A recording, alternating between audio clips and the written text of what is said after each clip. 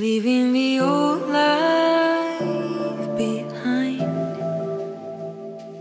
giving the new one a try,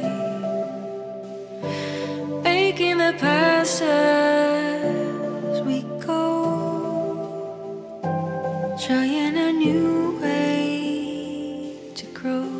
Hello, and welcome to How to Have a Better Life When You're Dead. A discussion between Mike Marable and Jurgen and Ziewe, two out-of-body travelers who venture into regions you may encounter after you transition from physical life, what some call death. Some of these are the areas reported in near-death experiences. We say, have a better life, because life continues, and the moment you die to this world, you will find yourself in another reality. Between them, Mike and Jurgen have over 75 years OBE experiences to talk about. I hope you enjoy their conversation. We have to ask why so little time we still have to try. Okay, good. Yeah, great. So just to continue on what we were talking about, I think now people who have not had out-of-body experiences or had enough of them that they could kind of form any cohesive opinions or ideas about them may not realize that, people say, well, how can you write about these in such detail? And I can see they're probably thinking that they're dreamlike or that they're happening like we're watching a movie, or it's not like that at all. It's as real as I'm just standing there. I'm standing there in a body. Yeah. I can go over and look in a mirror. Sometimes it's me. Sometimes I appear as something else. Yes. But, so I think that's hard for people to relate to because they've never had that experience. Their idea of they wake up in the morning and they have this two-dimensional movie playing in their head of their dream. And they kind of think maybe that's what I'm talking about. I'm recanting a dream. No, I'm talking about something as tangible and real and tactile as any experience that I have in waking life.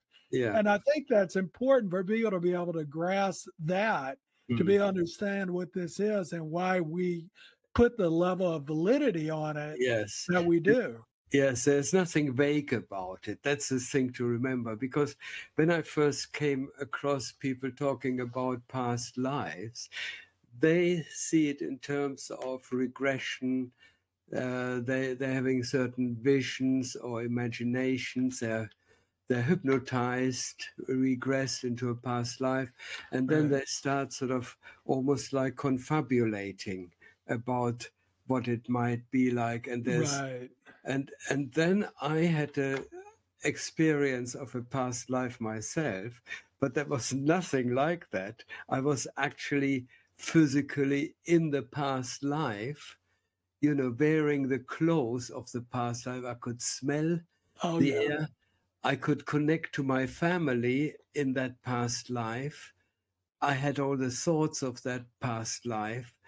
I felt totally physically being there, so there's nothing fantastic about it or something vague about it.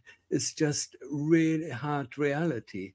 And I had so many, quite a few these sort of past life experience, which were experienced with all the pain and all the suffering that was actually there when I went through it in the past life. But the interesting thing is, of course, you are also aware, because you're aware, you're also aware that you're meditating or that you're having an out-of-body experience. Right, you're lucid. Yeah, so there are these two yous. One is actually experiencing the past life, stumping through the mud, and doing whatever they're doing at the time. And the other one is the awareness. It's me observing it, looking around. Oh, what is he wearing? What am I wearing? Oh, that's funny. I never thought that was possible. Stuff like that. And you see it. But the other guy who you were in the past life has no idea that he is being observed. you know, by Right. by Are, by so you've taken over the form of the person, right? yeah, yes, Yeah. So it's sort of like that TV show Quantum Leap. You know, yeah, so you're basically sharing consciousness. Yeah, I have some ideas on that. I mean, I don't really think about it as a past life because, you know, I think all time is going on simultaneously, and I think you do too. So yeah, I kind of look at it. I don't really know. When I first started doing this, the thing that most intrigued me was you know, I guess for lack of a better mm, phrase, time travel. And I learned how to do that. And I would think of times in history mm, and I would go back mm, and I would, like you said, I'd be inhabiting the body of these different people throughout times. Like yeah, I was a Roman soldier. I mean, there were many of them. I could, you know, this is a yeah, whole nother talk. yeah, But then I also have this experience that I think one day I'd like to have a whole discussion on these multidimensional selves and how, you know, in other universes possibly, because I'm inhabiting these people and I have no idea who they are. yeah. And it looks fairly contemporary. Have you given a lot of thought to that?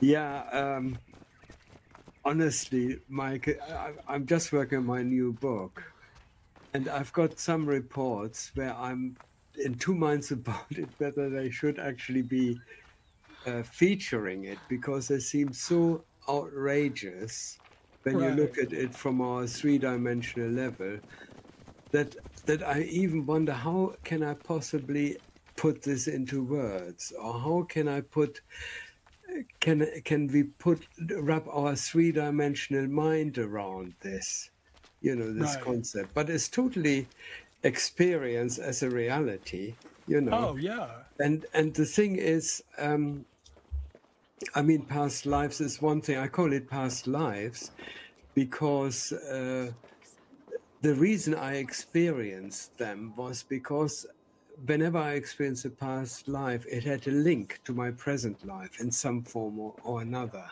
You know, like in one instance, I think that was part of my path of my meditation practice. You know, there was one instance where I walked through a church at Christmas, and the year was 1785 or something like that. And I knew that it was 1785 because it was on the hymn board, okay, Right. in the church. That was the only time where I was at a specific date and a time, okay, and I knew it was Christmas. And I walked through this church as a church elder, and I strutted through this church like a peacock, you know, feeling incredibly superior, incredibly proud. And I was strutting along there. And as I saw myself strutting along there, I said, oh no, you know. And I immediately recognized there was a quality in me which came from this life. And that was almost like a self-awareness process, you know. I noticed when I had a past life, there was always an aspect which related to my present life, which I had to work on. But they were very physical and very tangible. And that Right. helped me to clear my ego identification, Right. because unless your ego identification is resolved, you cannot go into the higher sort of levels, Right. because they are like having a rock tied to your feet, you know, and you're Yeah. trying to swim to the surface. You know, Sure. you just can't. And that had to actually all disappear. And that took many, many years until I lost all the identifications. You know, of course, there's always residues, you know, and it's easy to sort of dive into them, you know, and find yourself on a level where you know you're not really comfortable and you don't belong. But I don't find that as a problem. going into the lower levels, because Right. there's always something you can do, sort out and learn and things. So the learning never stops. Sure. So that's what I learned through these past life experiences. They actually helped me to clear out a lot of junk, which Right. kept sort of tied to a lower consciousness level. Yeah. So yeah, my upcoming book, the subtitle is Traveling in Other Dimensions and Dying Every Day. So, time travel in other dimensions is fascinating, and I recommend it to anybody that is thinking about doing OBEs or has some success in it and don't know what to do next. Consider, and the way that I do it is that I'll do this spin method on one foot, and I just keep spinning, and I think about where I want to go in the time frame. Yeah. And then the scene just changed, and I open up there. And the first time I did it was, of course, the pyramids. So I expected to just see fully formed pyramids like I see in pictures, but no, I saw it in mid-construction. And so I looked down, and I had sandals on. Yes. And people asked me, well, how were they built? I said, I don't know. I don't have any background in engineering, but, I just tell you that it was being built, and there was a bright sun in the sky. So I kind of hit the greatest hits of different locales that you can go to. And we can talk about that another time. When I go into the future, it's really interesting, because if I go far enough in the future, it's so unrelatable. Just like if somebody from the Middle Ages showed up in our time frame and saw an iPhone or iPad and saw our buildings, they couldn't really relate to it. Yes. And anyway, Yeah. So you visit realms where you don't run into like physical people that have taken on a form. Like we have a physical form, obviously. We have an astral form. All the levels that I go to, people have forms. Like I said, when you get into the ritzier, higher frequency areas, those forms look a little better, but the cities look futuristic. But I've never crossed over into the sort of formless regions that you go to sometimes. And do you interact with like points of light, or no, the interesting thing is that there's still people there. Okay, it is almost as if it's a natural tendency for spirit or a consciousness wanting to manifest. Right. And it finds a very beautiful form. And that's why I think some people describe them as angels. Okay, basically because they are so beautiful. And there's so much light and so much color, and their expression, the characteristics of these higher, or these people, let's just call them people, they express themselves because of the quality of their feelings. They express themselves in color, okay, or even smells. And the color is almost like it fluctuates through the physical shape, which again is incredibly beautiful. They're really, human beings are incredibly beautiful creatures, and on these higher levels, when the people talk about see an angel, it's basically a person who is sort of so self-actualized that they don't have any negative stuff anymore. And all they have are these higher feelings which percolate through them in forms of color and beauty and light. And that's why people who see these people, who meet these people, they talk of them as angels, Right. But to me, they're just people like you and me. Okay. Well, that brings up a question. So I think when we say people, that sort of brings up like they incarnated on Earth, and they had existence either on this planet or another planet. Do you think that they might be indigenous to these regions, and they never even took on a human or a physical form? Yes, quite likely. I mean, very likely, I would say, because Yeah.